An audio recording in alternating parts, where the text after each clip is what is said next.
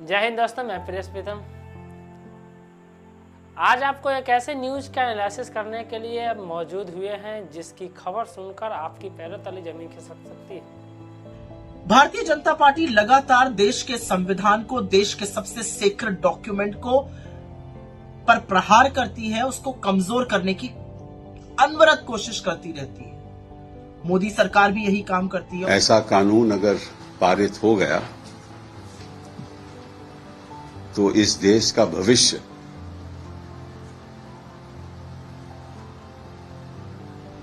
खतरे में हो जाएगा। जी हाँ, अगर हम आपको कहें कि भारत में नए संविधान की जरूरत है, आप कहिए कि क्या कह रहे हैं आप, तो यह हम नहीं कह रहे हैं। यह बात बोल रहे हैं भारत के प्रधानमंत्री के आर्थिक सलाहकार के अध्यक्ष विवेक देवरा जी का कहना है। उनका कहना है कि भारत के संविधान भारत की औपनिवेशिक विरासत है। भारत के संविधान भारत की गुलामी विरासत है, गुलामी का विरासत है। अंग्रेजों ने नियम कानून जो बनाए थे, उस नियम कानून के आधार पर यह संविधान लिखा गया है और हमें जरूरत है नए संविधान की। उनका कहना है कि जो 26 जनवरी 1950 को जो हमारा संविधान लागू हुआ था, वह संविधान तो अब तो रहा नहीं, क्योंकि इस संविधान में 100 से ज्यादा बार इसमें संशोधन किया गया। अब वो ओरिजिनल संविधान रहा नहीं। आपको लगेगा कि क्या सच में भारत के संविधान बदल सकती है? तो आज इसी के विषय में मौजूद हुए हैं और आज ये जानेंगे कि आखिरकार इसकी सच्चाई क्या है।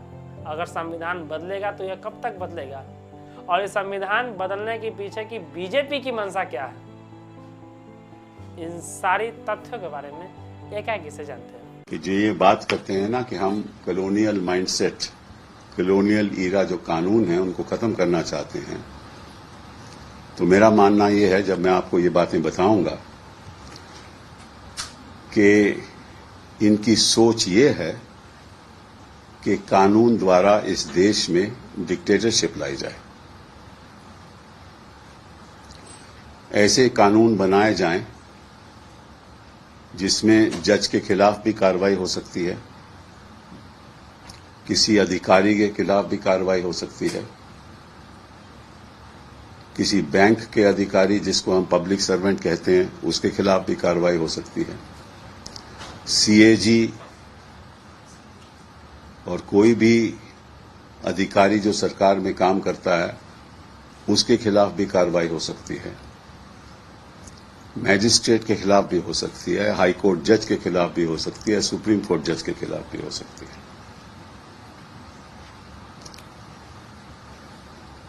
और मैं आज आग्रह करना चाहता हूं न्यायाधीशों को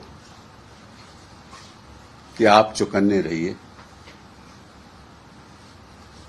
ऐसा कानून अगर पारित हो गया तो इस देश का भविष्य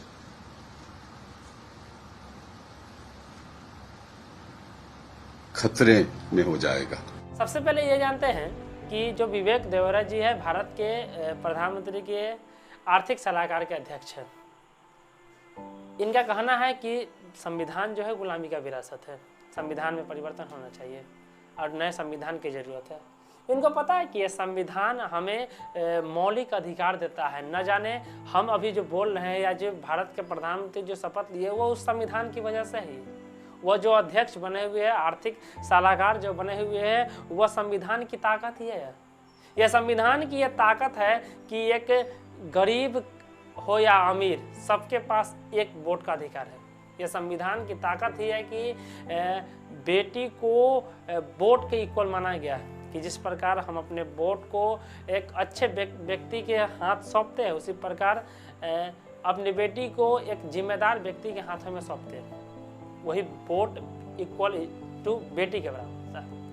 यह संविधान ही है जो हमें आज़ादी देता है पढ़ने लिखने की। यह संविधान ही है जो हमें आज़ादी देता है, हम स्वतंत्र रूप से रहते हैं और स्वतंत्र रूप से कुछ बोल पाते हैं। अगर इस संविधान को बदला जाए तो गरीब और गरीब हो जाएगा और अमीर हो सकता है। भारतीय जनता पार्टी लगातार देश के संविधान को, देश के सबसे सेक्रेड डॉक्यूमेंट को पर प्रहार करती है, उसको कमजोर करने की अनवरत कोशिश करती रहती है। मोदी सरकार भी यही काम करती है और इसीलिए इंस्टीट्यूशन, संस्थाओं को कमजोर किया जा रहा है, क्योंकि इन्हीं के बूते पर तो संविधान जीवित रखा जाता है। लेकिन 77वें स्वाधीनता दिवस पर सरकार के जो आसपास के करीबी लोग हैं वो अब पूरे खुले तौर पर यह कह रहे हैं कि संविधान को बदलने का वक्त आ गया है। आखिर वो ऐसा क्यों कह रहे हैं और इसके पीछे कौन सी सोच है, ये बात करना जरूरी है। ये संविधान क्या है? ये संविधान हमारे फाउंडिंग फादर्स ने भारत की नींव रखने के लिए बनाया था, और इसी संविधान में हमारी विविधताएं, चाहे वो धर्म हो, चाहे वो जाति हो, चाहे वो भाषा हो, वेशभूषा हो, हर तरह की चीजें, उसको संजोने का काम करता है ये संविधान। ये संविधान ही है जो हिंदुस्तान के सबसे गरीब और सबसे अमीर आदमी को एक वोट देता है। ये संविधान ही है जो कानून के सामने सबको एक लाइन में खड़ा करता है। कोई फर्क नहीं पड़ता आप किस धर्म से हो, किस जाति से हो, किस संप्रदाय से हो, कितने अमीर हो, कितने गरीब हो, शिक्षित हो या अशिक्षित हो, कोई फर्क नहीं पड़ता है। तो संविधान इक्वालिटी की बात करता है। यह संविधान है जो हमें स्वतंत्रता देता है, विचारों की, अभिव्यक्ति की, हर तरह की स्वतंत्रता, स्वतंत्रता जीने की, जो लिबर्टी की बात आती है। यह संविधान है जिसने इस देश को एक तार में पिरोकर रखा हुआ है। अलग अलग भाषा बोलने वाला यह देश, अलग अलग खान पान वाला यह देश, अलग अलग मान्यताओं वाला यह देश एकजुट है तो संविधान की वजह से है। आखिर क्या जरूरत पड़ गई भारतीय जनता पार्टी के लोगों को यह कहने की कि संविधान बदल देना चाहिए? जिस संविधान की शपथ लेकर नरेंद्र मोदी प्रधानमंत्री बने, जिसके अंतर्गत लोकतांत्रिक प्रणाली के चलते उनकी सरकार चल रही है, आज इस संविधान को बदलने की कौन सी जरूरत आन पड़ी है? वो जरूरत इसलिए आन पड़ी है क्योंकि आप इस देश को एक रंग में रंग देना चाहते हैं।